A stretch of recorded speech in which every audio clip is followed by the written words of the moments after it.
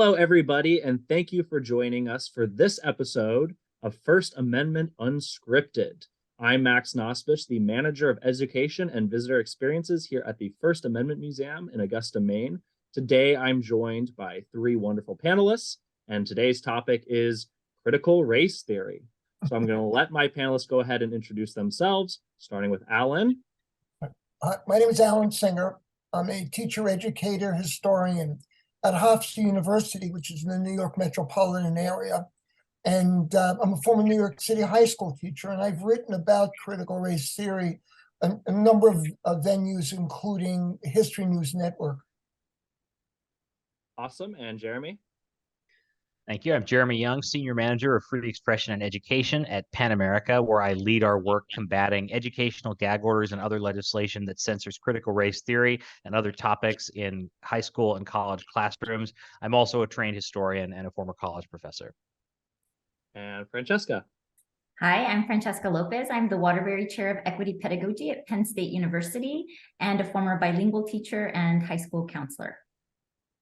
So I'm going to start off the conversation with a very easy question, maybe. What is critical race theory?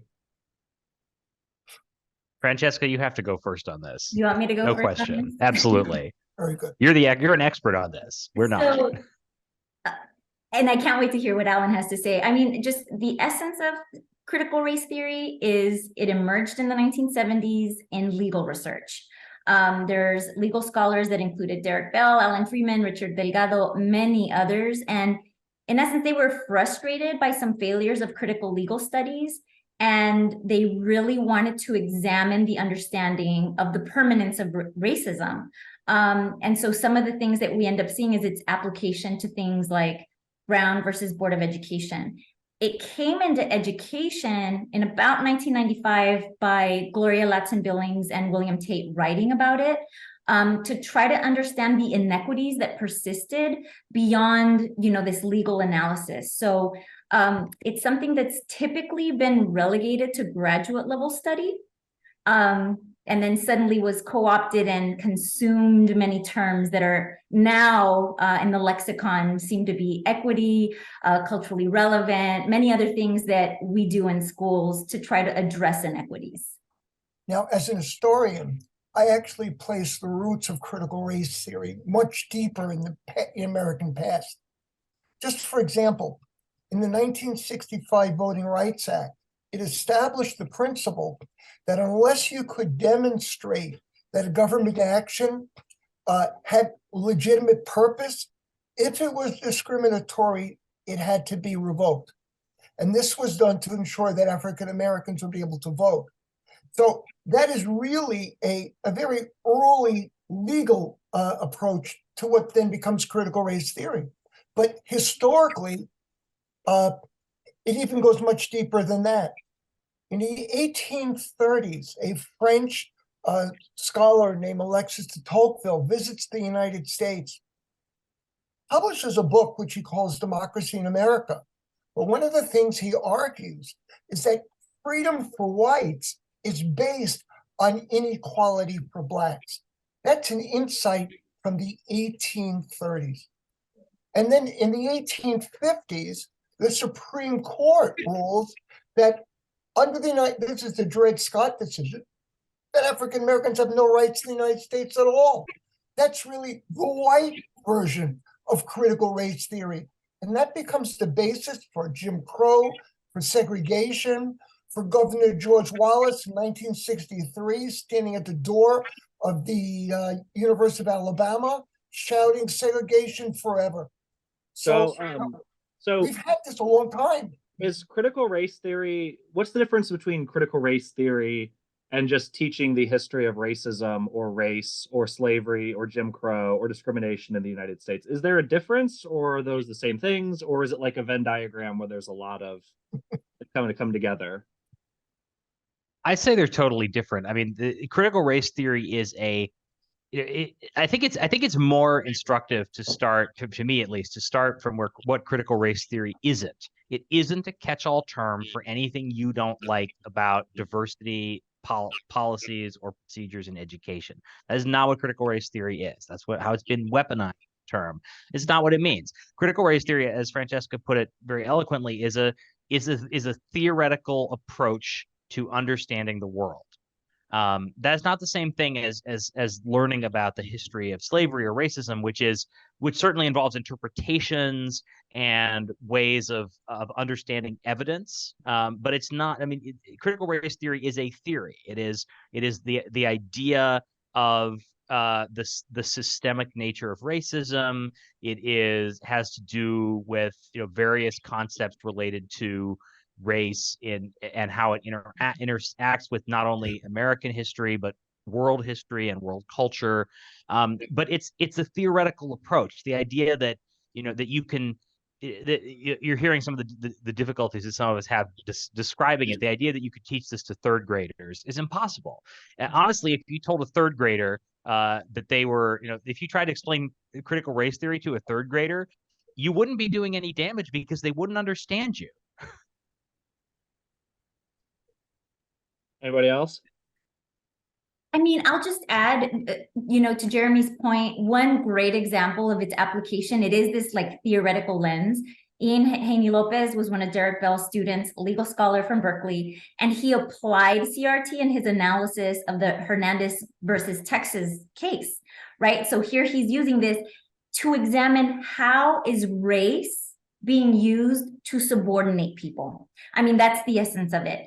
When is a law or a policy being used to keep people subordinate? That's basically CRT applied in its spirit. See, I think CRT is really just one aspect of good history. One of my areas of study is the history of slavery, both its complicity and resistance in the New York area. Now, what happened is because of my own questions about the role race plays in America today, I began to explore the origins of race and racism in America in the past. Using that lens, I uncovered things that really had been erased from history. There's slavery in New York State up until 1827, but New York bankers and merchants financed the illegal transatlantic slave trade into Cuba up until the American Civil War. And we're talking about institutions like the predecessor bank of Citibank. Now, if I hadn't started with the questions about race and racism today, I don't think I would have unwound those aspects of history. I think that's why that lens is so important.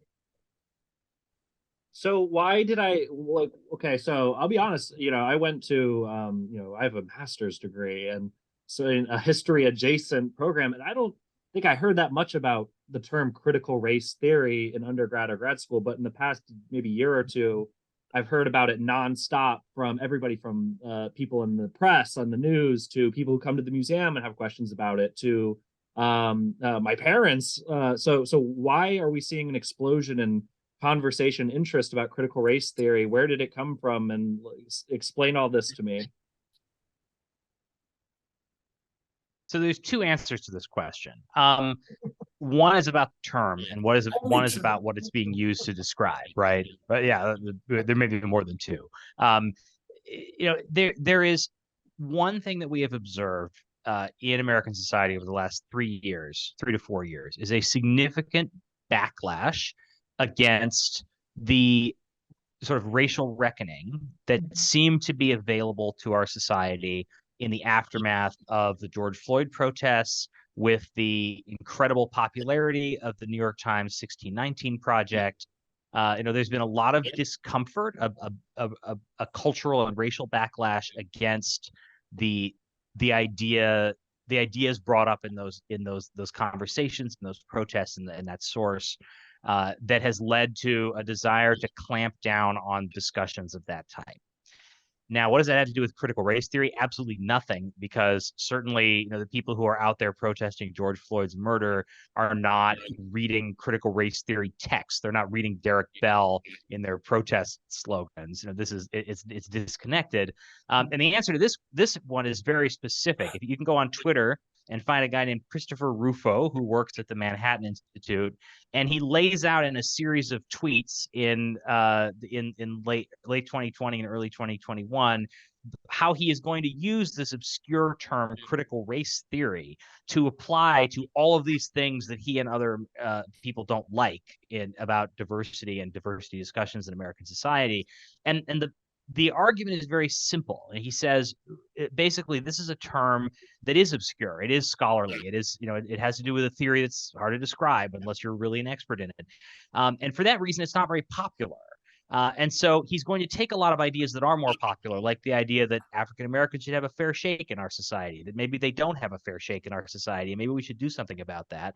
And he's going to take that obscure term and stick it on that as a label to make it more unpopular. It's a branding strategy. And we've been seeing the fruits of that branding strategy over the last 3 years. Yeah, I'll add to that this is a strategy that's been quite successful among politicians.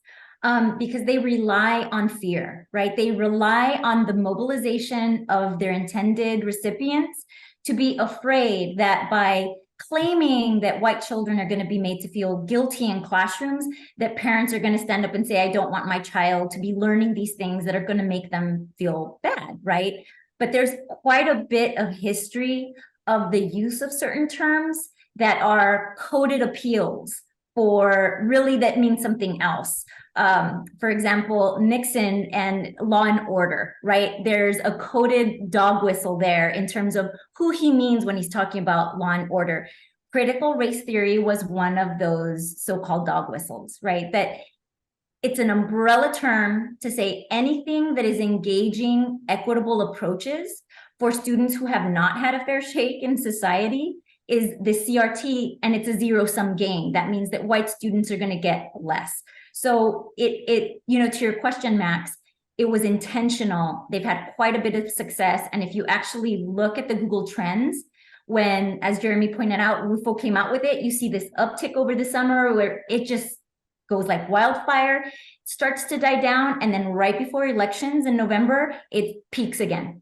So they're using it to manipulate, the outcomes that we then saw with school boards and other elections across the country. I'd like to build on what Francesca said. In 1968, Richard Nixon runs for president on the Southern strategy. And basically the idea is to use race and racism to mobilize white working class voters to vote Republican. And this has been the Republican strategy since that time. Lee Atwater, who was one of Nixon's advisors, actually laid it out in an interview in the 1990s. And Atwater said, in the 1950s, you could use the N-word. Well, we can't use that anymore. That's discredited. So now we talk about welfare queens, and we talk about busing, we talk about critical race theory. But it's all about mobilizing white voters to see African Americans, to see urban liberals as the enemy, and to keep a minority party, the Republican Party, in power. They did it in the 86 election, the 88 election, where Dukakis was somehow branded with Willie Horton. And what we see now, Donald Trump used it very successfully in 2016, stigmatizing people, primarily focusing on immigrants. And we have Ron DeSantis in Florida, who's looking to run for president either in 24 or 28. DeSantis has been out in the lead, taking critical race theory and saying this is somehow going to victimize white people. And then we have idiots like Elon Musk, who actually tweeted that we now have racism against whites in America. So we'll get to Florida. I have questions about Florida, but so is this a Republican Democrat issue? Is it simplifying it too much to say Democrats support critical race theory, Republicans are against it, or and how does this play into party politics? I haven't heard any politician come out in favor of critical race theory. I think they mostly ignore it, but there are some who talk about social justice. And the Democrats, Biden got the nomination because of South Carolina, where he pledged to have a more socially just America. And I think that's what the Democrats have talked about. Francesca, And I- you were saying? Yeah, it's a strategy that has been used in a bipartisan fashion, right? But to Alan's point, you absolutely see the successes that have morphed into today's Republican Party that have roots from lack of success with Goldwater, right? There's this morphing that has occurred over time where that strategy, again, to Alan's point, you can really pinpoint it with Nixon, but Clinton has used it. It is bipartisan because it moves, it mobilizes people. It's just far more nefarious in the way we're seeing it today, but I wouldn't say it's exclusive to Republicans, but it's definitely become the mantra of the GOP. And what's interesting about this this frame, it's true that certainly we hear a lot of Republican politicians attacking critical race theory, but if you look at the actual things that are being banned by critical race theory ban legislation, they are broadly popular, including among Republicans. There are poll after poll says 75, 80% of Americans think that we should be teaching the honest history of slavery and racism in America, even if it makes students uncomfortable. And that includes a majority of self-identified Republicans and even of Trump supporters. So this is really, but then when you say, do you support critical race theory, then you get a down the middle result, right? So it is as Francesca and Alan have been saying, it's an effective frame to depopularize things that are in fact extremely popular in a bipartisan sense. So is critical race theory being taught in schools? And I asked this, and not universities. I want to keep this to elementary, middle, and high school, public schools in the United States. And I asked this question because I believe I've seen, again, this is my conception. I've seen that people have accused that of happening, and then other people have come back and said, well, it's a good thing, or it's not happening at all. So is critical race theory being taught in public schools, middle, elementary, and high? That's a really wonderful question because I think, the way we defined it, no, you're really not going to find one of the big criticisms in teacher education, and I think Alan can speak to this as well as a teacher educator, is we have so much research demonstrating that people who go through teacher preparation programs do not get sufficient knowledge and skills to be able to address inequities. It's something that's been lacking. So then to somehow magically see all these teachers capable of applying CRT in a developmentally appropriate way, that is very, very rare. It would have to be someone that understands CRT, who has had coursework in it, who understands how to apply it. That is not likely to be the case. What you will find is equity pedagogies, things that have permeated into the teacher education realm that intentionally became conflated with this term. So culturally responsive practices, culturally relevant practices that span across K-12, that, to Jeremy's point, is very supported because they are approaches where we know through research all students gain from it. All students' identities, the kind of predictors that we see that lead to students thriving, those are the kind of things that are being labeled CRT, but they are not the CRT that before 2020 existed only in grad schools, right? It's secondary social studies, which is my area. There are certain basic things that teachers are doing with students. They want students to be able to explore that there are multiple perspectives, multiple ways of seeing the past and the present. They want students to do critical thinking, which means to examine something, but look for what is the evidence that supports this position.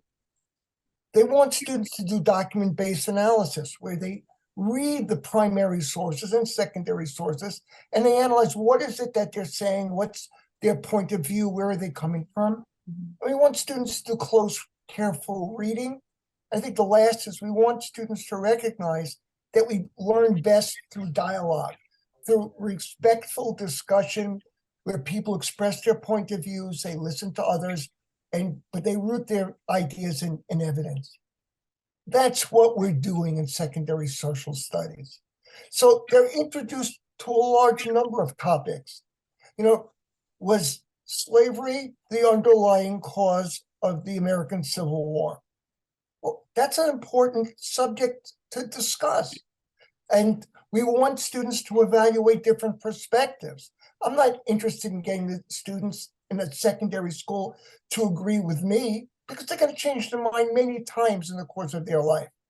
But what I want them to do is to be able to examine something carefully and respectfully with others. That's what we do in secondary school. And I just want to point out, Max, there are a couple of maneuvers that are being used here to make it, this very nebulous question, is CRAT being taught in schools, to make it seem, to take it away from these great points that Francesca and Alan have made about what actually is being taught, much of which is, if not uncontroversial, then certainly not as controversial as what the pundits on this would say it was. To focus on two other things. One, the fact that every once in a while you'll find a news story where someone did something really weird in a classroom. Yeah. And here's here's the thing about people doing really weird things in the classroom. There are tens of thousands of classrooms operating at any time in the United States. And if you have one teacher doing one weird thing, first of all, if you hear about it in the news, it's because their principal has already dealt with it, right? Like, this is not a problem anymore. This happened once, it was fixed. And second of all, like, that means all the other 99.99% of the classrooms, everything's great, right? Like, this is not something that suggests some kind of huge systemic problem in classrooms. The other thing we see is the use of a couple of terms that have emerged from critical race theory, terms like intersectionality, systemic racism, and saying that if you find that term in some discussion of some discussion of education or some teacher's manual, that means it's full of critical race theory. Well, look, just like any other body of theory, there are parts of critical race theory that have been more successful and more popularly adopted than others.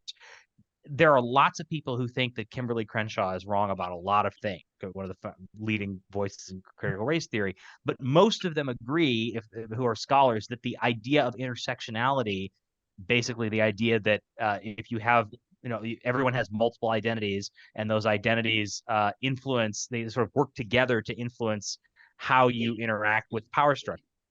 That's a broadly popular idea because it makes sense, and it doesn't. You can take it as separate from other parts of this theory, which are more hotly debated. Just because you find that word in some manual doesn't mean that critical race theory has taken over the public school system. It's ridiculous. It's like saying that because you find the word democracy somewhere, that like John Locke's democratic theory is taken over. Like, everyone is teaching, all of John Locke's writings to first graders. No, that's not how schools work. So when I was growing up, I'm 26 years old, but when I was growing up, everyone talked about equality. Or that was the big goal, was equality. And now I hear the word equity. What causes that change, and what does that change mean? That's a very important question, because equality means treating everybody the same, right? Equity goes deeper and acknowledges that we all do not start off on the same playing field, that there are things that need to be remedied. One example, I was a bilingual teacher. Just because I'm giving students access to the curriculum in English, which everybody gets, does not guarantee that students who do not speak English as their primary language have access to that curriculum. It was a decision in 1974 in the Lau v. Nichols case, right? Equity means you modify things to ensure that everybody does get access to that thing that should be the same. So again, as a bilingual teacher, that meant using theory and research that we know about second language learning to make sure that my students were gaining content as they also develop their English skills, right? I'm not teaching the class in the same way had I a set of students who only spoke English, right? So there is a distinction but it leads to outcomes that hopefully lead to equality, right? Yeah, in New York State, a lot of school funding is local based on property tax. As a result, in affluent communities, there's a lot more money available to schools for kids from affluent families. So one of the arguments is that, well, all schools should get the same amount of funds. That would be equality. But there are schools that have kids with much greater needs, special learning issues, language issues. Equity would mean concentrating your resources, providing more money to schools where the kids had the greatest need. I agree with these are great comments, and I would just say, the misnomer about equity is that it means that all outcomes are the same, right? People talk about equity as though it is the same thing as communism, right? Everyone gets the same outcome at the end of the day. That's not what it means. It's about leveling the playing field. It's not about having all of the results be exactly the same. It's just, as Francesca put it very well, it's a more sophisticated way of talking about equality of opportunity than the equality frame is. But it's not any of how it's been presented. So Alan, you're in New York. Jeremy, where are you? In Washington, D.C. Washington, D.C. And Francesca? Pennsylvania, State College. Pennsylvania. Okay. And I'm in Maine. So none of us are in Florida, which is we got to talk about Florida. Why have I heard so much about Florida in connection with critical race theory? I think DeSantis is using the success that Ron DeSantis is the governor of Florida. The governor, yes. He saw the success that was had with this co-opting of a term that had not been in the lexicon, right? And is demonstrating, I believe, for his constituents that he can address this imaginary monster that has been created about the liberal thought in education, which, you trace it back, these are not new ideas. He is just exaggerating, the ideas and the notions that have roots. Lewis Powell's memo in 1974 attacks universities as being these bastions of liberal thought. And we're seeing this playbook really lead what he is deciding to do in Florida.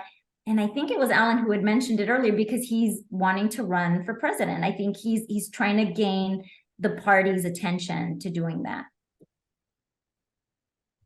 What's so terrifying to me about what's happening in Florida is that there are a lot of people around, a lot of politicians around the country, including multiple ones who want to run for president, who are using the framework of attacking critical race theory, attacking public education, frankly, as a way of trying to build a national platform for themselves.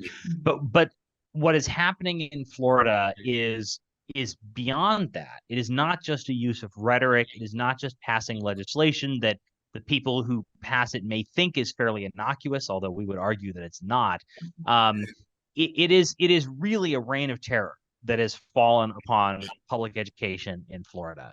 There is a bill under discussion right now in Florida, HB 999, that would use critical race theory as a wedge issue to seize complete and total control of the public education's higher education system in Florida and give all of it to the governor and his allies. It would allow them to rewrite colleges' mission statements, close departments and majors at will, take control of the core curriculum and ban courses they don't like. The framing is, this is a way of controlling critical race theory. It is, it goes far beyond that to regulate every aspect of what happens in the classroom. And the result of that, if that legislation were to become law, would be a climate of unrelenting fear on college campuses in public institutions in Florida. So it is. I guess if you're someone who supports what the governor is doing, he really is adding some substance to this rhetoric. And of course, for those of us who support free expression in educational settings and the right to teach and learn critical race theory and other topics, it is really terrifying in a way that goes beyond what we've seen in other places. Now, this is not just in college. the fear is K through college, because Yes. what happens is every teacher, teacher hear about this and they say, well, I don't want to be dragged on Fox News. I don't want to be denounced at the community school board meeting. So teachers become afraid to teach. One of the things that happens is because the laws are framed that we cannot make anybody uncomfortable by what we teach. Well, one kid uncomfortable in the class tells his or her parent that they're uncomfortable. All of a sudden, one parent can censor everything that gets taught in that classroom. Every teacher becomes afraid that a student who doesn't like them will squeal to their parent about something they did. I worked with a teacher who gave the class a package of documents about current debates in the United States. A parent took the package of documents, complained about one document in the package, that the teacher was promoting her ideology with that document. Well, teacher and the department just said no. They were looking at a series of documents, not just one. That parent and other people she was related to took it to the community school board, and they actually ran a campaign for the school board in that district denouncing that teacher. And what that teacher did was completely responsible. Introduced a series of contemporary current events articles for students to examine. Teachers are afraid. Nobody wants to be in that position. And that's what DeSantis is doing in Florida. So I just want to sum up what I think I understand. So critical race theory is a legal theory that developed in the 1970s that is taught in law schools mostly, and it's a pretty advanced legal theory. And there's a weaponizing of that term to describe any sort of teaching of race or racialized systems in primary schools and high school, middle school, elementary school. And so the conversation isn't really critical race theory is almost sort of like a red herring, because that's not actually what's being taught in public schools. It's actually just, the history of race and the history of the United States. But there's a obfuscation of terms in order to confuse people and to make it sound scary. Is this all making sense? Am I summing this up? In the 1950s, people were blacklisted as communists, and teachers were fired because they were supposedly communists, or they wouldn't even sign a statement of loyalty. That kind of what we called McCarthyism, which was used to silence teachers and any kind of discussion in schools in the 1950s, is now being employed in the 2020s by the Republican Party and by their cronies to silence discussion. And that's very frightening. It undermines education. What is the Stop Woke Act? I was just going to say what Alan is describing there is also called the Red Scare, and that's why PEN America refers to this moment as the Ed Scare, because it really is very reminiscent of that moment. Back to your question. Sorry. Yeah, what is the Stop Woke Act? I believe, isn't that the actual bill in Florida that targets the critical race theory? Or so there are actually multiple bills that have become law, and multiple additional bills that have been proposed in Florida that target it. And the Stop Woke Act is the main one that has become law, and it is a bill that bans the teaching of so-called, I can't remember whether it even uses the term critical race theory, but it bans the teaching of so-called divisive concepts, which are basically how someone would describe critical race theory if they didn't understand it at all, and they just had some kind of a caricature of what it meant. And it's this list of concepts, which are, in addition to being not accurate for critical race theory, are also extremely broad and general in ways that allow them to be enforced almost at will by the people who are using and interpreting the law. And it bans those concepts not only in public schools, but also in colleges and universities and in private institutions, including diversity trainings in private companies.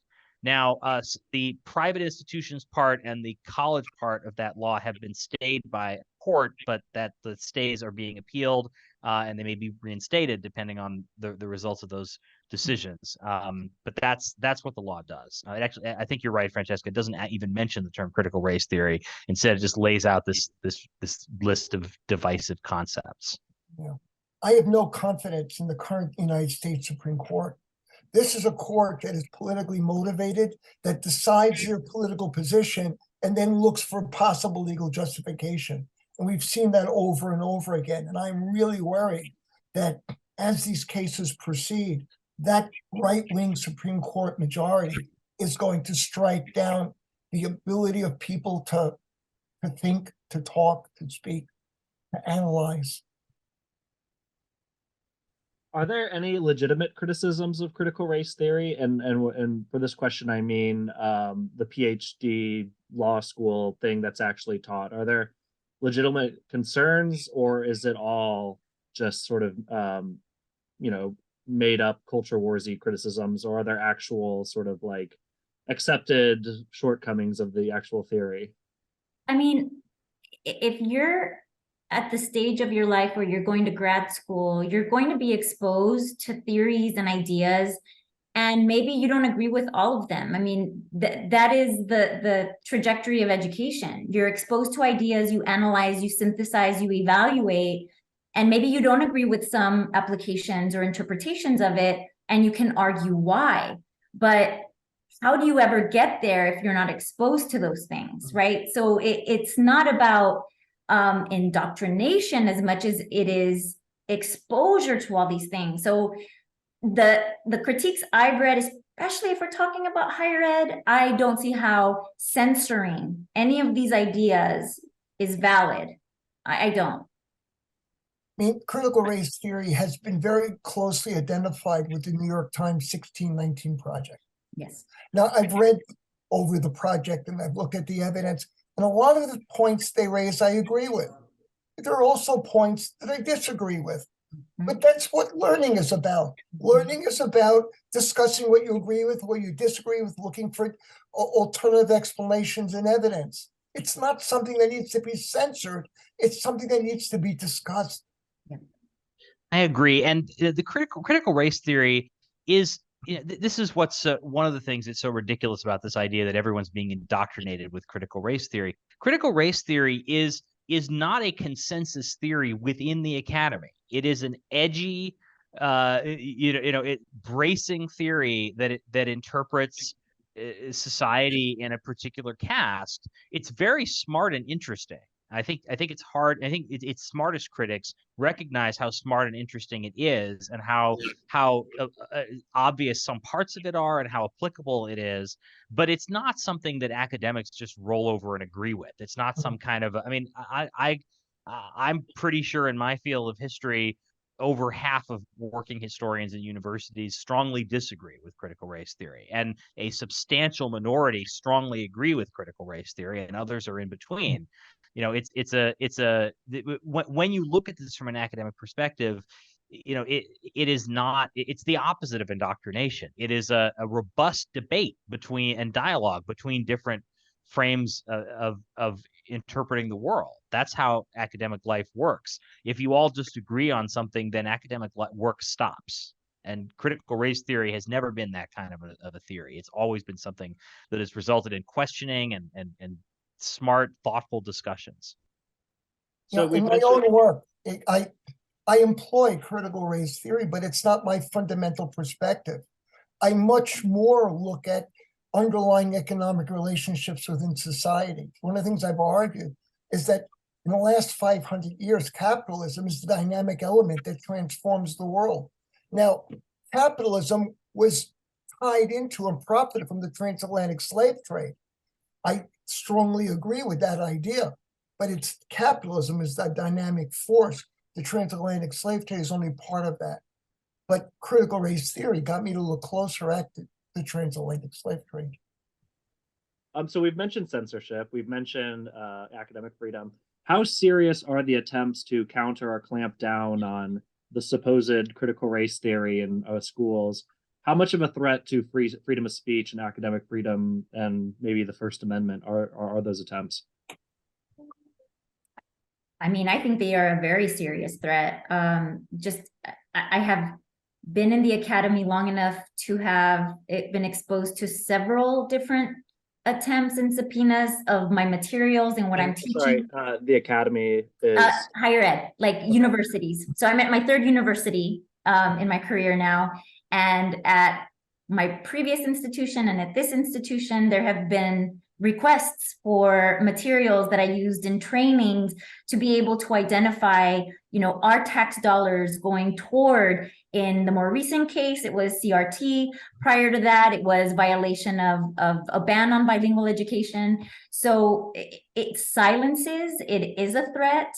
It's to have somebody hovering over you as a professional.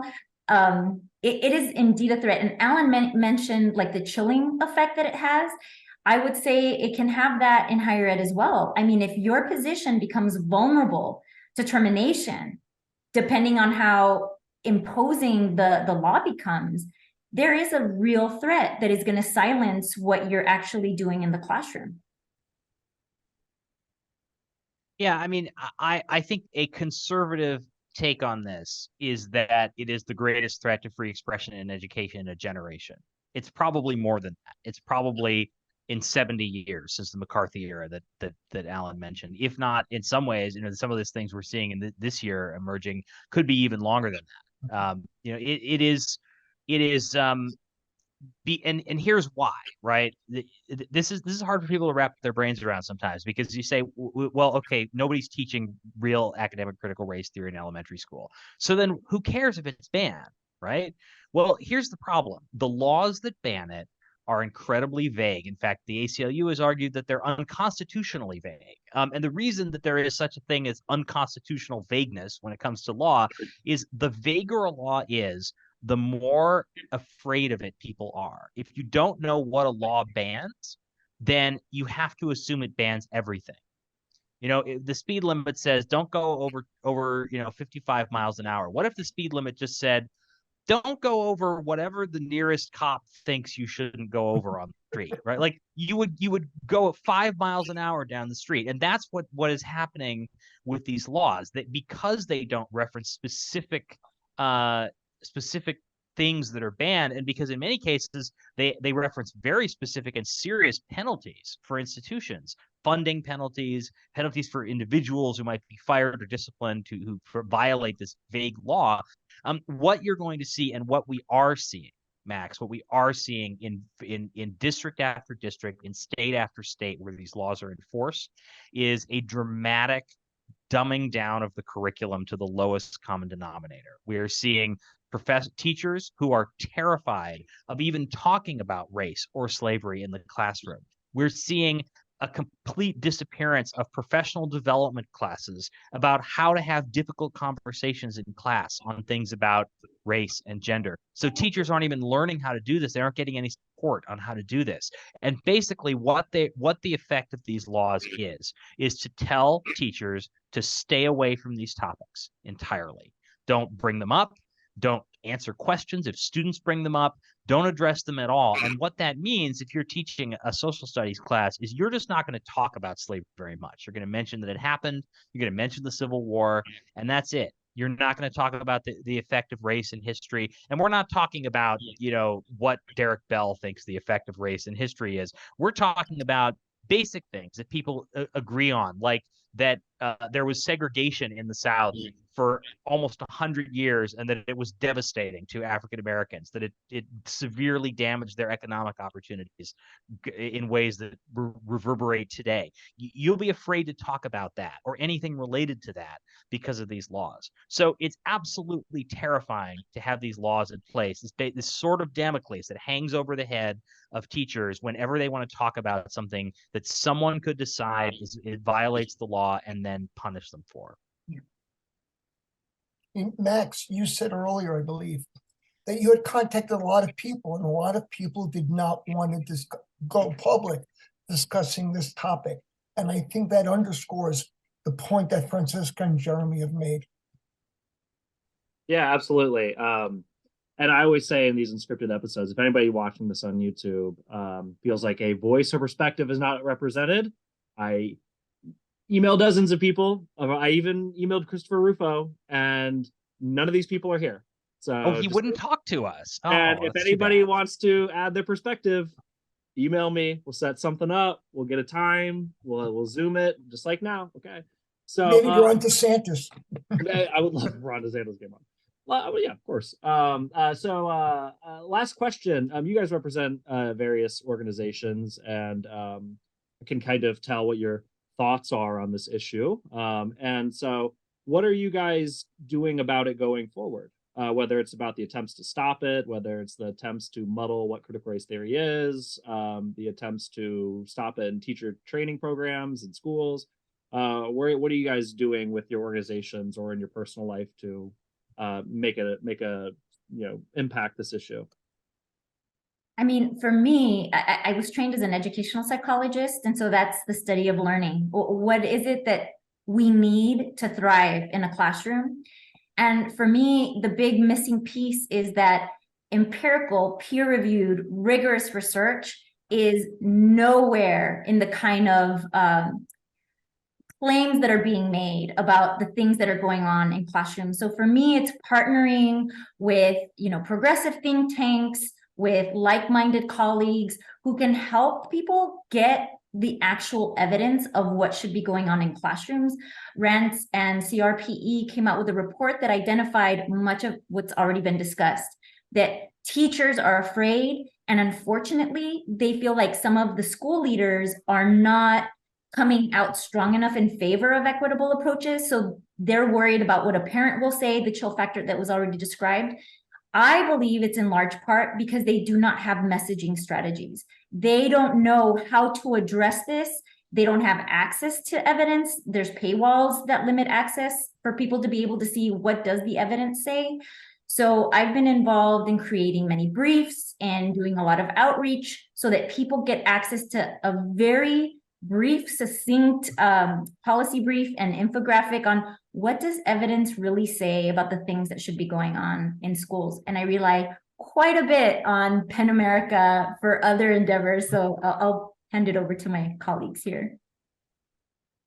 Thank you, Francesca. And Francesca does wonderful work on this. It's really, really important, the work that she's doing. Very, very smart stuff. Penn America is right. We do a variety of things. We track and analyze the various what we call educational gag orders that these laws and bills that are proposed and passed to regulate and restrict critical race theory and other topics. We put out regular analyses. We write an annual report rounding up this legislation and talking about some of its most problematic features and effects. We also do a lot of press, a lot of public commentary on this topic in a variety of venues. And the other thing that we do is we are working to help build a defense system for higher education against these kind of legislative incursions.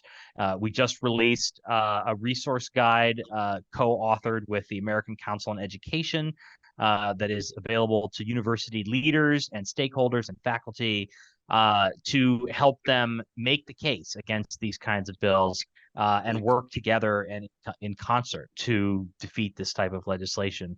And we have a variety of other initiatives that we work on to really try to turn the tide of censorship in the United States related to these topics and create a situation where we can, people who are teaching critical race theory or really any topic in the classroom are able to focus on the important work that they're doing to help students and to help further our understanding of the world rather than on fighting political battles. Yeah. What I've been doing primarily is I've been conducting workshops for teachers, but also with students. I have one workshop which I just did a few times called the 1626 Project. 1626 was the first year that slavery was introduced into the New Amsterdam Dutch colony, which now is New York. So what I've been doing for New York City teachers is introducing the history of slavery as the 1626 Project. And then in Long Island, we call it the 1654 Project because that was the first year that enslaved Africans were introduced into Suffolk County. I've also done I do the workshops myself. I do them for students. I do them for teachers, but I've also been doing workshops with teachers so they feel empowered. At the January 2023 American Historical Association conference, I put together a panel with 8 public school teachers, middle school and high school, where they could discuss how they address controversial issues in their classrooms. So as a teacher educator, and also, with some public attention, these are the kinds of things that I've been trying to do. And I also use Penn America's material. I also have used Penn America's material. Thanks, Thank you guys for joining us for this conversation. This was excellent. Thank you guys so much.